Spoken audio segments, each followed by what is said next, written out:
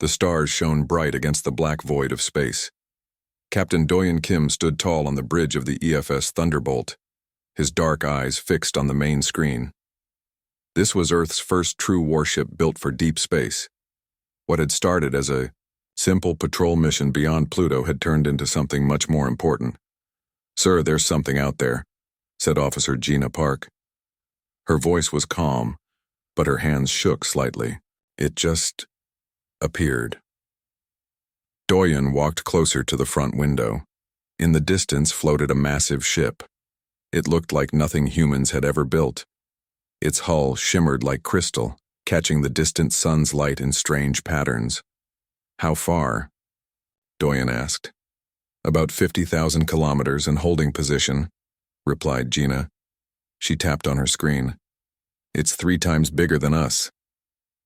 The bridge fell silent. 20 crew members stopped what they were doing. This was the moment humanity had prepared for but never truly expected. First contact with an alien race. "Send the greeting message," ordered Doyen. Earth's governments had created a simple message of peace, translated into mathematical terms that any advanced species should understand. "Message sent," said Communications Officer Taiho. No response yet. Minutes passed. The alien ship remained still. "Captain, they're scanning us," reported Gina suddenly. Her screen flashed with warning lights.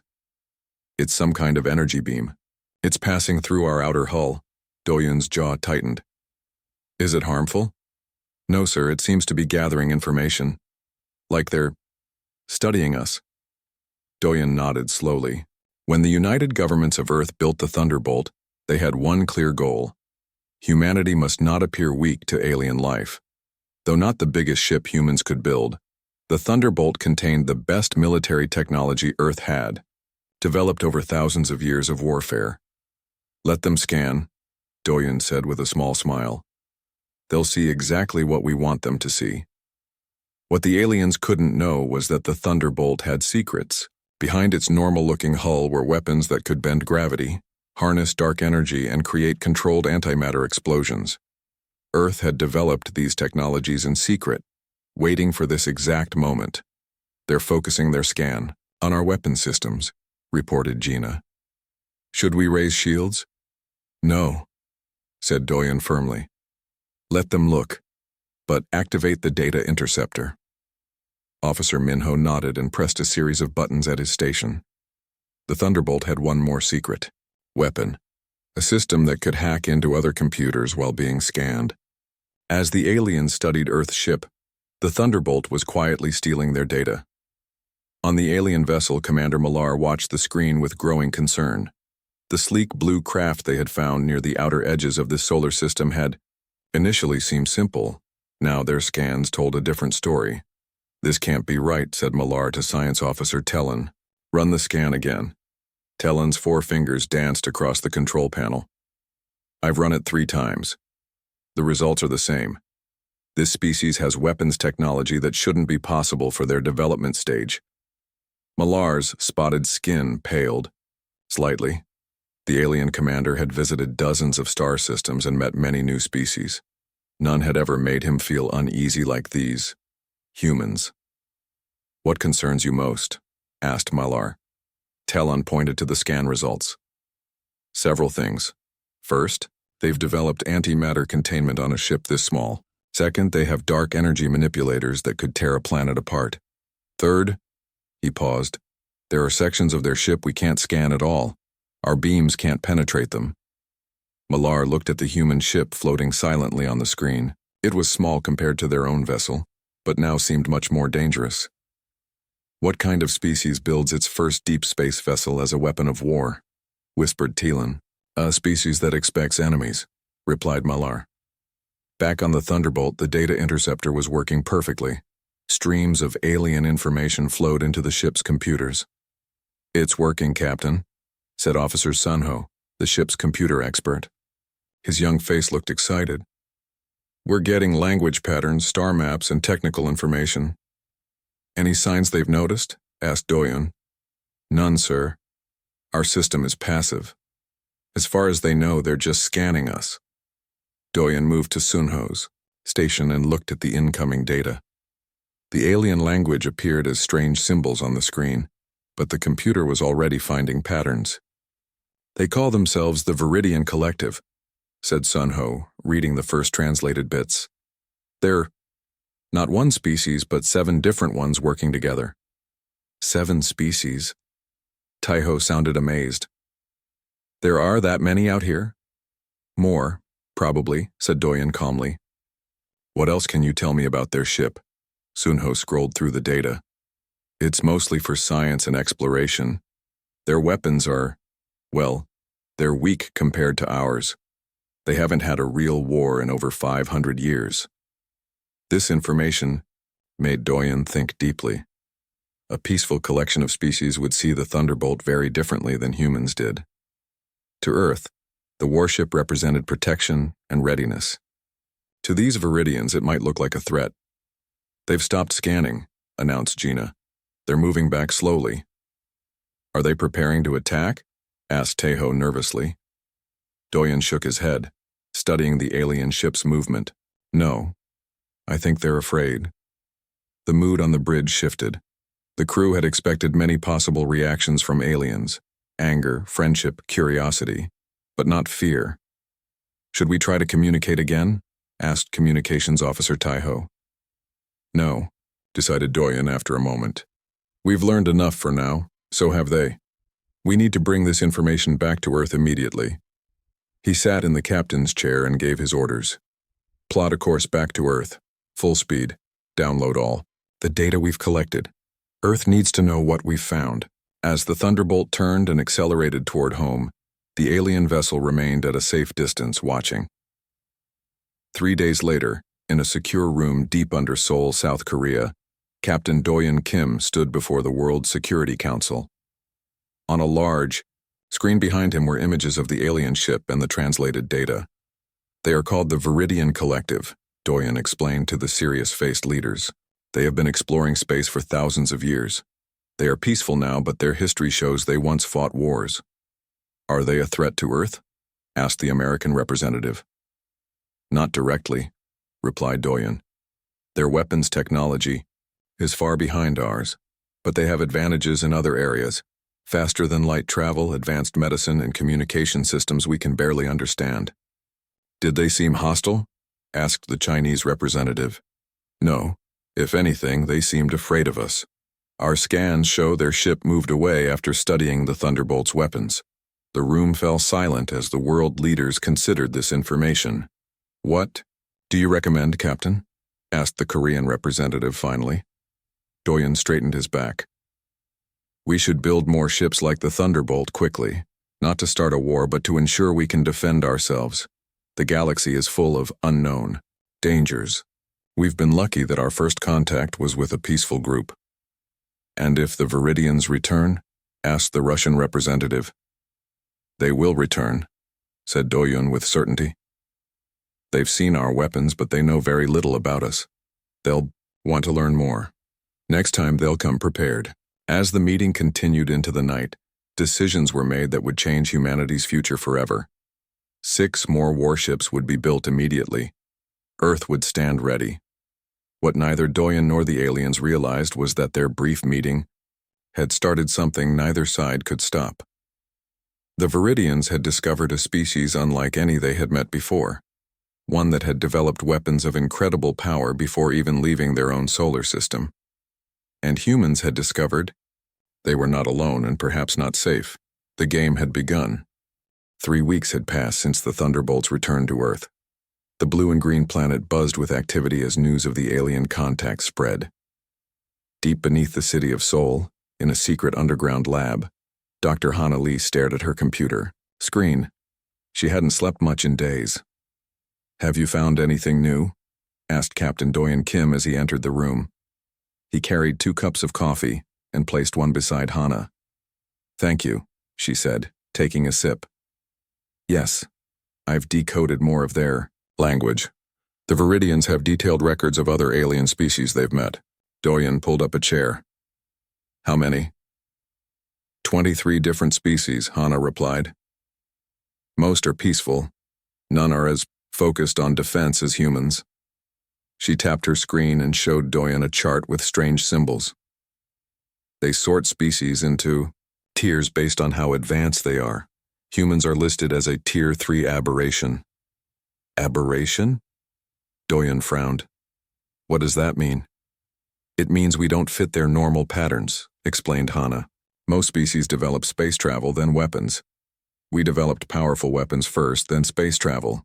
We're the only species they've found that did this. Doyen thought about this. They think we're strange. They think we're dangerous, corrected Hana. And they're worried. In another part of the facility, Lieutenant Gina Park studied the Viridian ship designs. After their return to Earth, she had been promoted and put in charge of understanding alien technology. What she found had surprised everyone. Their ships are beautiful but weak, she explained to General Sunwoo later that day. Both officers stood in a large meeting room with Earth's military leaders. They're built mainly for science and exploration. Their weapons are like toys compared to ours.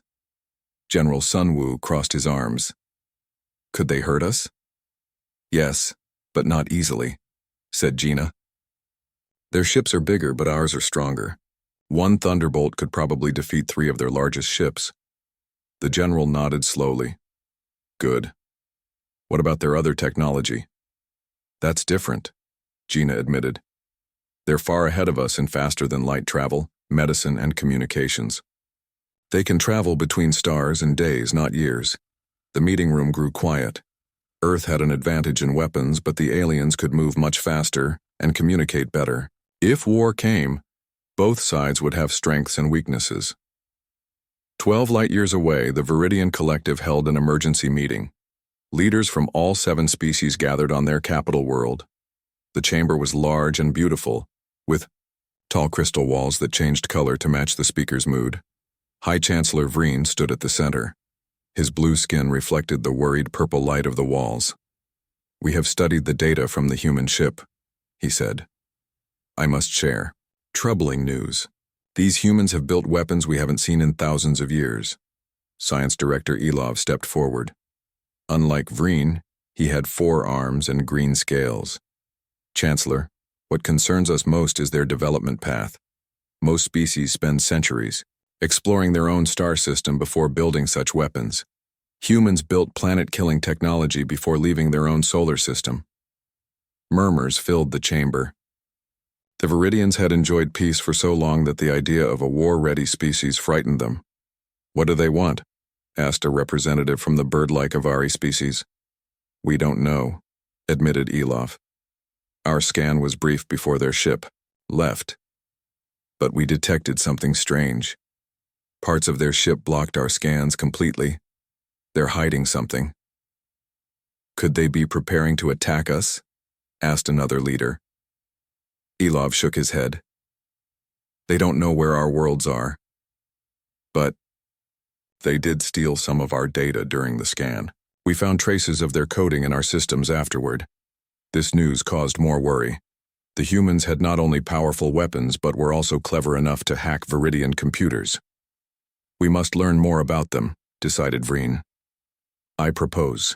We send scout ships to observe their world from a safe distance. We need to understand if they are a threat to the peace we've built. The council voted and agreed. Within days, 5 small Viridian ships left for Earth's solar system. Each carried scientists and observers, not soldiers. Their mission, watch and learn, but avoid contact. Back on Earth, work continued day and night. 6 new warships were being built in orbit, each stronger than the Thunderbolt. Captain Doyen had been promoted to admiral and put in charge of Earth's growing space fleet. The first new ship will be ready in 2 months, reported Officer Minho as he walked with Doyen through the orbital shipyard. Through the window they could see hundreds of workers building the massive hull of the EFS Defiant. Good, said Doyen. And the new weapons? Even better than the Thunderbolts, replied Minho. The dark energy cannons are 30% more powerful. We've also added better shields based on what we learned from the Viridian data.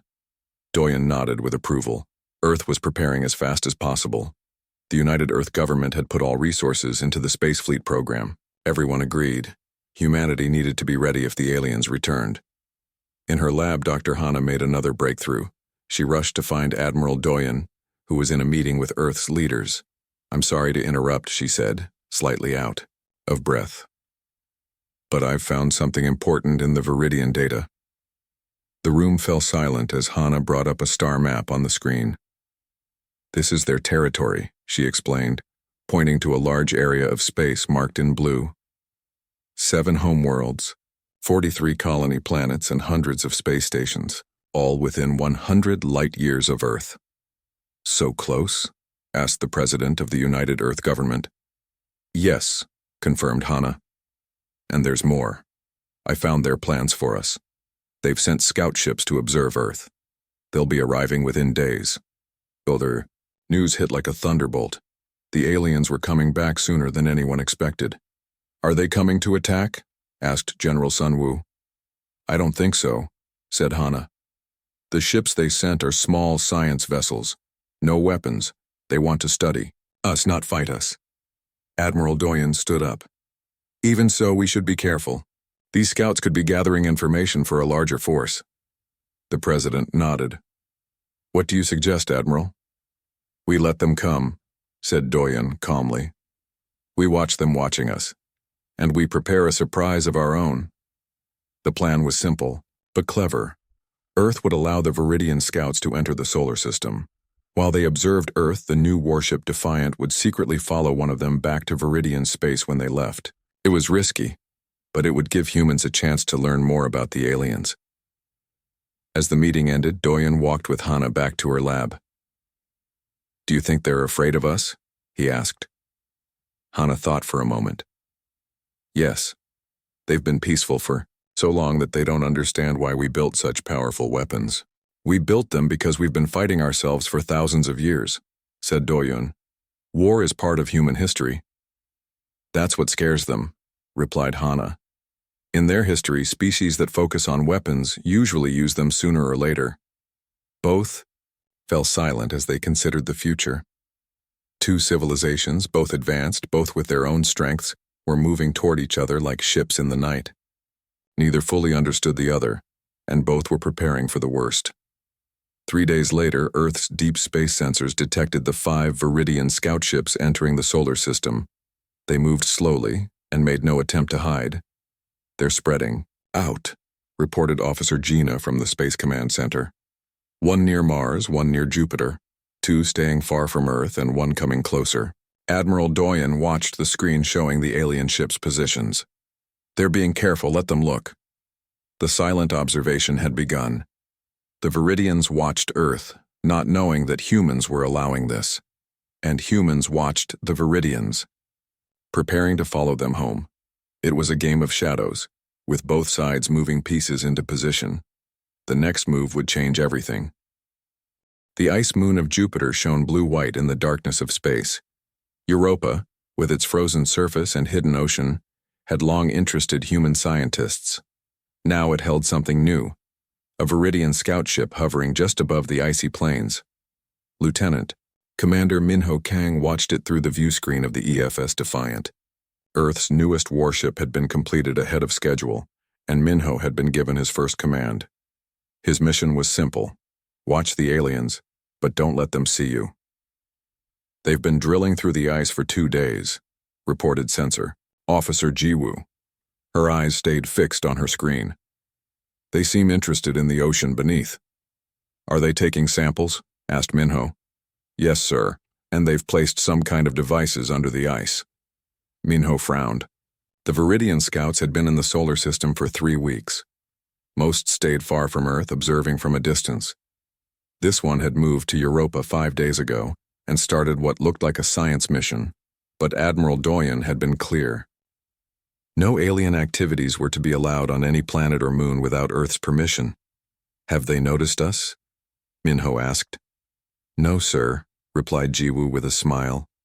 "Our cloaking technology is working perfectly. We're hidden behind Europa's magnetic field. They can't see us." Minho nodded, pleased. The Defiant was smaller than the Thunderbolt but had better technology. The ships being built now used what humans had learned from the stolen Viridian data. One new system was a cloaking device that bent light around the ship, making it nearly invisible. Message from Earth Command, announced Communications Officer Taewon. Admiral Doyen wants an update. Minho moved to the communications station. Tell him the aliens are placing devices under Europa's ice. Ask if we should stop them. The message was sent. While they waited for a response, Minho studied the alien ship. It was elegant with smooth lines and a crystal-like surface that reflected Jupiter's glow. Unlike Earth's dark, angular warships, the Viridian vessel looked almost artistic. 10 minutes later, Earth responded. Orders from Admiral Doyen, said Taewon. We are to disable the alien ship and capture the crew for questioning. The devices they've placed are to be recovered. The bridge fell silent. This would be the first direct action against the Viridians. Not quite war, but close. Weapons status? Asked Minho, his voice calm despite the tension. All systems ready, replied Weapons Officer Dury. Dark energy cannons charged at minimum power as ordered. Prepare boarding teams, Minho instructed. Remember, we want prisoners, not casualties. The crew moved with practiced efficiency. This was what they had trained for. The Defiant glided out from its hiding place, still cloaked, and approached the unsuspecting alien vessel. In position, reported Navigation Officer Hanu. 300 meters from target. Minho took a deep breath. Drop cloak. Target their engines and communication array. Fire. On the Viridian scout ship, science leader Selmar was excited. The ice moon's ocean showed signs of simple life forms. Primitive but fascinating. His team had placed sensors to study these creatures over time. The last sensor is transmitting data, reported his assistant. We should have results within.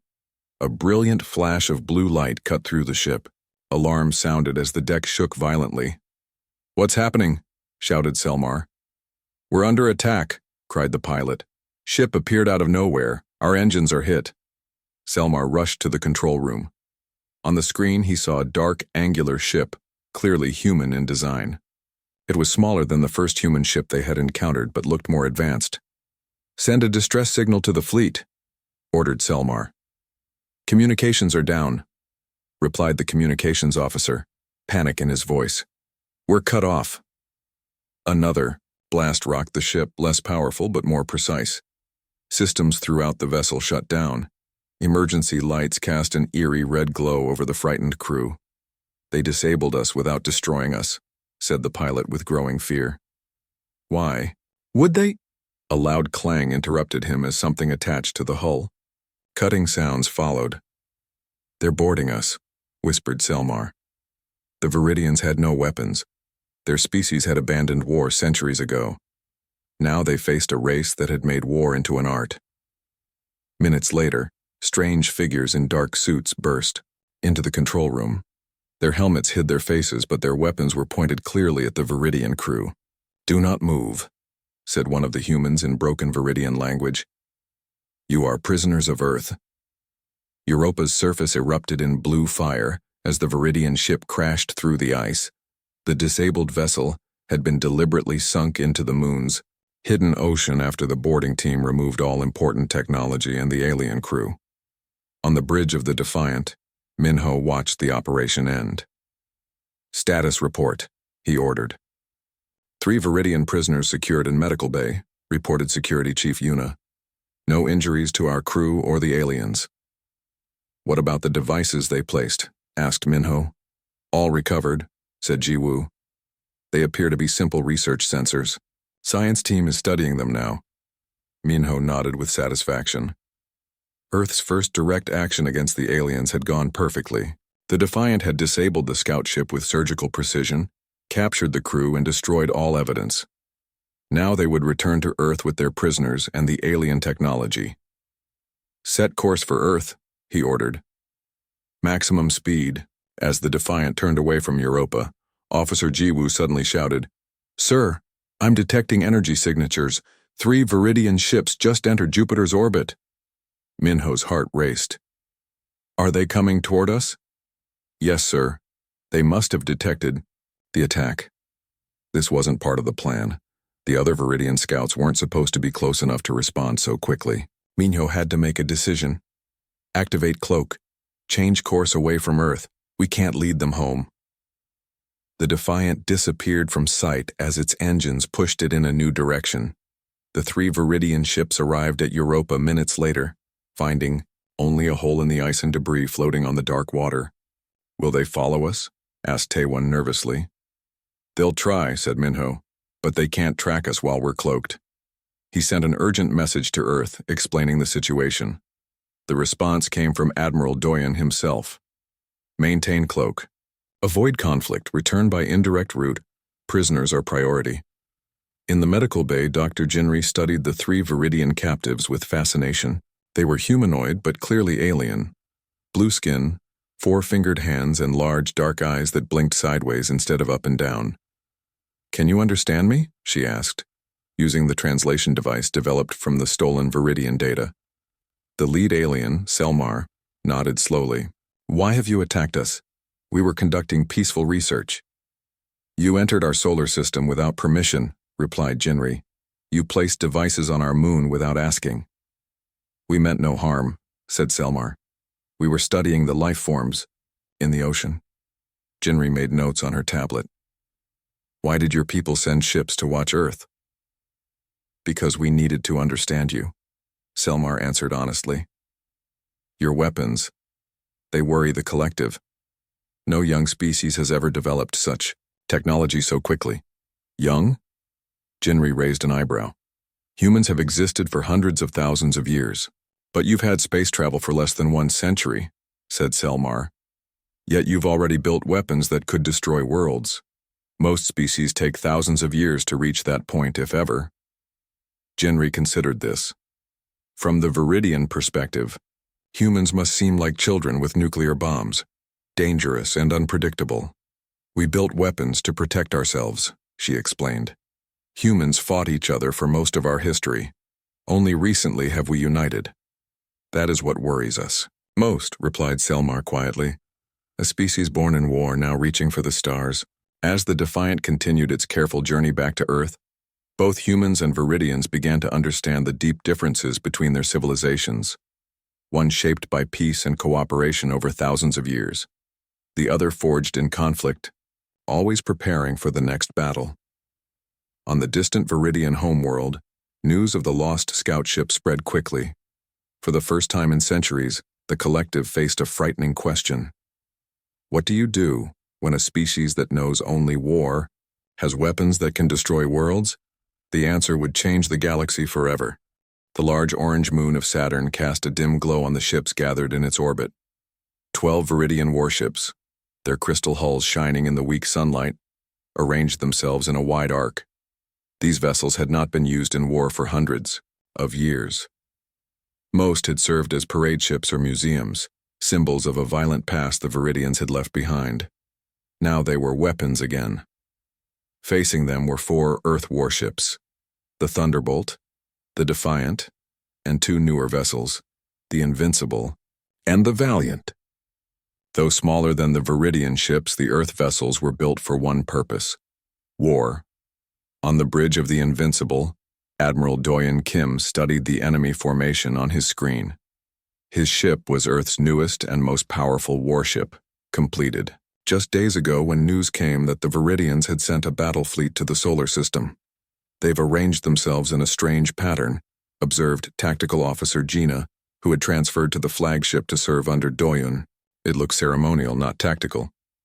Doyen nodded. They're following old battle plans so old they've forgotten why they were created. 2 months had passed since the Europa incident. The 3 Viridian prisoners had been treated well and eventually released through a neutral meeting point in deep space. Earth had hoped this would prevent further conflict, but the damage was done. The Viridian collective had been shocked by the attack on their scout ship and the capture of their people. After heated debate, they had decided to show force. All ships report ready, Admiral, said Communications Officer Hana. Like Gina, she had joined Doyen's crew on the new flagship. Good. Hold position and wait, ordered Doyen. Earth's strategy was simple. Let the Viridians make the first move, then respond with overwhelming precision. On the lead Viridian ship, First War Leader, Thenol felt uneasy. The ancient battle manuals described formations and tactics not used in centuries. Most of his crew had never seen combat, and the ships, while impressive in size, had been hastily upgraded with modern weapons. "The humans aren't moving," reported his second-in-command. "They just wait." "They're confident," said Thenol, "even though we outnumber them 3-1. The High Council had ordered him to show strength, force the humans to back down, and establish Viridian dominance in the system." But looking at the small, dark human ships, Thenol felt a growing sense of dread. The humans hadn't sent their entire fleet, just 4 ships. Either they were foolish or they knew something the Viridians didn't. "Begin the approach sequence," he ordered.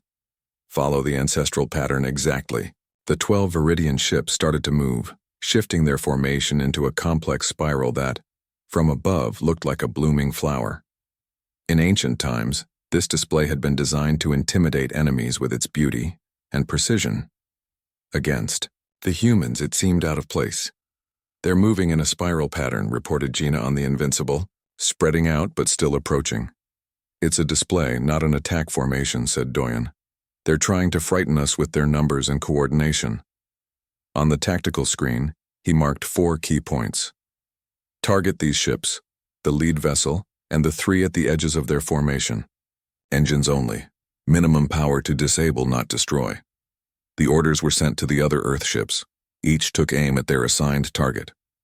"They're still approaching," reported Gina. 10,000 kilometers and closing. "Let them come to 8,000, then fire," said Doyen calmly. The bridge fell silent as everyone watched the distance counter drop. 9,000, 8,500, 8,200. "Fire," ordered Doyen. From the 4 Earth warships, beams of dark blue energy lanced out across space. Each hit its target with perfect accuracy. On the Viridian ships, engines exploded, power systems failed, and artificial gravity shut down. 4 of the 12 ships drifted helplessly, their beautiful spiral formation now broken. "Direct hits on all targets," reported Gina. "Their engines are disabled." The remaining 8 Viridian ships scrambled to regroup. Their formation lost, they reverted to a simple defensive circle. "They're powering weapons," said Gina. Doyen nodded. "Now they'll fight for real. All ships, execute pattern Delta." The 4 Earth warships suddenly accelerated, moving in different directions at high speed. The Viridians fired their weapons, bright beams of energy that looked powerful but dispersed too quickly in space. All missed their targets. "Their weapons are inefficient," noted Gina. "Too much light, not enough energy." "Their ships were designed to look impressive," said Doyen. "Ours were built to win." The battle continued for 20 minutes.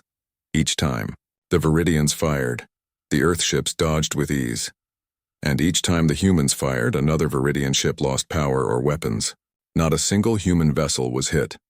On the Viridian command ship, War Leader Thenol watched in horror as his fleet was systematically disabled. 9 ships now drifted powerless.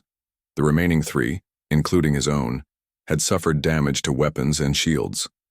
"We must retreat," urged his second-in-command. "No," said Thenol firmly. "The Council ordered us to show strength." "With respect, War Leader, we have no strength left to show. The humans are toying with us." Thenol knew this was true. The humans could have destroyed his ships but chose to disable them instead. It was not mercy, it was a message. They wanted the Viridians to see how outmatched they were. "The lead human ship is approaching," reported his sensor officer with fear in his voice. The Invincible, dark and angular, moved directly toward Thenol's vessel. It fired again, a precise shot that disabled the Viridian ship's main power, but left life support working. "We've lost engines, weapons, and shields," reported his engineer. "Only basic systems remain." Thenol stared at the view screen, watching the human ship grow larger. "They're going to board us," he realized. 20 minutes later, Thenol stood rigid, as armored humans entered his bridge. Their weapons were lowered but ready. Behind them walked a tall man in a dark uniform with silver stars on the shoulders. "I am Admiral Doyen Kim of Earth," said the man through a translation device. "Your fleet is disabled. Your ships will be escorted out of our solar system when repairs are completed." "You could have destroyed us," said Thenel, trying to understand. "Why didn't you?" "Because that's not our goal," replied Doyen. "We don't want war with the Viridian Collective, we want respect." Thenel felt confusion and shame. His mighty fleet had been defeated in less than an hour, without a single human casualty. The Viridians had awakened something they didn't understand.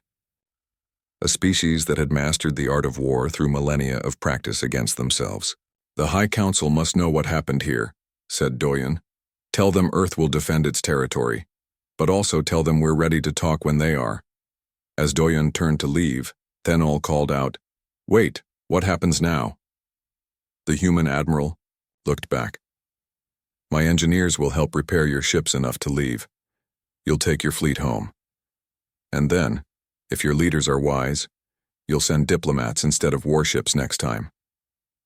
The Battle of Titan, as it became known, lasted only 47 minutes.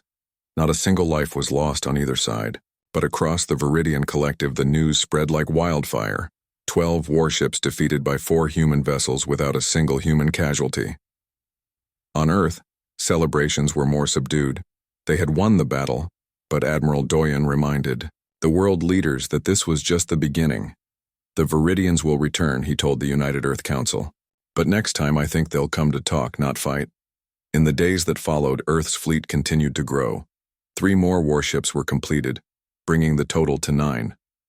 But alongside military preparation, something new began. Planning for peace. Dr. Hannah Lee led a team developing proper translation systems and studying Viridian culture. "If we want peace," she told Admiral Doyen during a private meeting, "we need to understand them better, and they need to understand us." Doyen agreed. "The battle taught them to fear us. Now we need to show them they don't have to." As repair work finished on the Viridian ships, most had already left the solar system. Only the command ship remained, waiting for final repairs. Before it departed, Admiral Doyen sent a message to the Viridian High Council. It was simple but clear. "We are not your enemy unless you choose to make us one. Earth is ready for friendship between our peoples.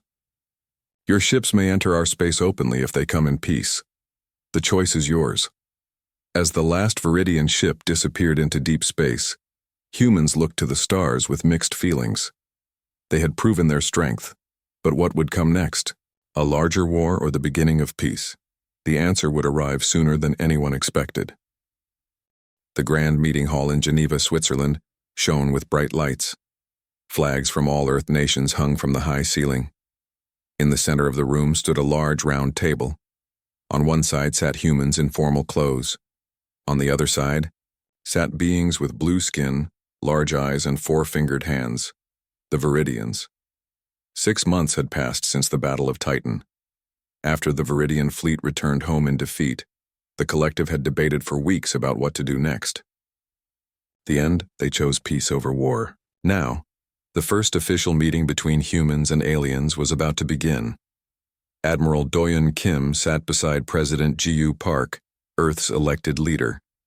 Across from them sat High Chancellor Vreen and Science Director Elov, who had traveled 3 weeks through space to reach Earth. The journey would have taken years without the faster-than-light technology the Viridians had offered as a goodwill gift. "Welcome to Earth," said President Park, her voice warm but formal. "This is a historic day for both our peoples." Dr. Hannah Lee, seated next to Doyen, operated the translation system. Her work over the past months had created a perfect translator that caught not just words but meaning and tone. "We thank you for your welcome," replied Chancellor Vreen. His large eyes blinked sideways as he spoke. "When we first met your kind, we did not expect to be sitting at a peace table so soon." "Nor did we," admitted President Park. "But we have learned much about each other since then." Indeed, both sides had been studying each other carefully. Humans had learned about the Viridian Collective, 7 different alien species living together in harmony for thousands of years. The Viridians had learned about Earth's long history of wars, scientific progress, and recent unification. We have existed in peace for so long that we forgot what conflict looks like, said Vreen honestly. When we saw your warship, we thought you were dangerous and unpredictable, and we have lived with conflict for so long that we couldn't imagine exploring space without protection, replied President Park. When you scanned our ship, we assumed you might be a threat. Science Director Elov leaned forward. Unlike Vreen, he had green scales and 4 arms. That is why we are here today, to turn misunderstanding into understanding. The meeting continued for hours as both sides discussed their histories, technologies, and hopes for the future. The humans explained why they had built warships. Centuries of fighting each other had taught them to always be prepared for danger. The Viridians explained their peaceful coalition, how 7 different species had learned to work together instead of fighting. By late afternoon, they were ready to discuss the treaty that would change both civilizations forever. We propose a full exchange of knowledge, said Chancellor Vreen. The Viridian Collective will share our advances in faster-than-light travel, medicine, and sustainable energy. And in return, asked Admiral Doyen, speaking for the first time. In return, said Vreen, we ask for your help with something we have lost. Innovation born from challenge. Your species creates new solutions because you must overcome obstacles. Our people have grown comfortable. President Park nodded. We can share our scientific methods and creative approaches, but there is something else we should discuss. She looked at Doyen, who continued. Your exploration ships still face dangers. In space, there are other species who are not as peaceful as the collective. We propose that Earth warships escort your science vessels on important missions, a partnership that protects your explorers with our expertise.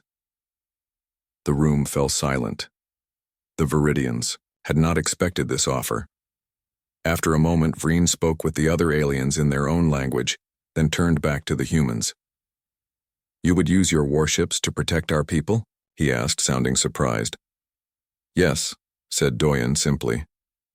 What we built for war can also serve peace. Science Director Elov's 4 hands moved in what humans had learned was a sign of approval. This is acceptable. More than acceptable. It is wise. Your ships are the most advanced combat vessels we have ever encountered. With them guarding our science missions, we could explore places we have avoided for centuries. By evening, the basic treaty was complete. Earth would join the Viridian Collective as an equal partner. Humans would gain access to technology that would have taken them hundreds of years to develop on their own. The Viridians would gain protection and fresh ideas. Both would grow stronger together than they had been apart. After the formal signing, Admiral Doyen found himself standing beside Science Director Elov on a balcony overlooking Lake Geneva. The water shone silver in the moonlight. Your world is beautiful, said Elov, his green scales reflecting the light. So much water in liquid form. Most worlds we know have ice or steam, but rarely so much liquid water. We're lucky, agreed Doyen. Though for most of our history, we fought over this beauty instead of sharing it. Elov turned his large eyes to the human. May I ask you something, Admiral? Something personal? Of course. When you disabled our ships at Titan, you could have destroyed us. All of our reports show that your weapons were strong enough. Why didn't you? Doyen looked out at the peaceful lake. Because that's not who we want to be anymore. Humans have spent thousands of years fighting each other. We've become very good. At war, yes, but we've also learned its cost. When we united as one Earth, we promised to be better, to use our strength to protect, not destroy. Kilov made a sound that the translator didn't catch, something between a sigh and a click. When we first scanned your warship, we saw only the weapons. We missed something important. What was that? Asked Doyen. The people inside, our scans, showed your brain patterns, the neural activity of beings ready to fight and die for their home. That's what truly frightened us. Not your technology, but your dedication. Doyen nodded slowly. Perhaps that's why our species needed to meet. You had forgotten what it means to fight for something, and we needed to remember what we were fighting for. They stood in silence for a while, human and alien. looking at the same stars that would soon become a shared frontier. In the years that followed, humanity expanded into space at an amazing speed. With Viridian faster-than-light technology, the journey to nearby stars took days instead of lifetimes. Earth built more ships, but most were now for exploration and science, not war. The warships remained, converted to a new purpose: guardians of a peaceful alliance. The first joint mission left 6 months after the treaty signing. The Viridian science vessel Harmony, escorted by the Earth warship Defender, traveled to a distant star system known for dangerous radiation storms. Where the Viridians brought knowledge and curiosity, the humans brought protection and innovation. Together, they discovered wonders neither would have found alone. Other species in the galaxy soon learned about the new partnership. Some worried that humans would change the peaceful Viridian collective, making it more aggressive. Others feared that the Viridians would soften humanity's edge, leaving them vulnerable. Both were partly right and partly wrong. The humans did bring a new energy to the collective, challenging old ideas and finding new solutions. And the Viridians did help humans see beyond conflict, showing them the benefits of patience and harmony. But rather than weakening each other, they grew stronger together. 10 years after the first contact, Admiral Doyen Kim, now gray-haired but still commanding Earth's fleet, received a message from a distant exploration team. A new species had been discovered, one with a history of attacking other civilizations. In the past, the Viridians would have avoided contact. Now, with human warships beside them, they could approach safely. "Send the usual greeting," Doyen instructed the communication officer. "Let them know that we come in peace, but we are prepared for any response." As the message was sent, Doyen thought about how far both civilizations had come. The Viridians had learned that sometimes strength was necessary in a dangerous universe. Humans had learned that their warrior spirit could protect rather than destroy. The galaxy had learned something too: that when the Viridians first scanned Earth's warship, they had indeed awakened a monster, but one that would fight for peace as fiercely as it had once fought for war. And that was the greatest victory of all. End of.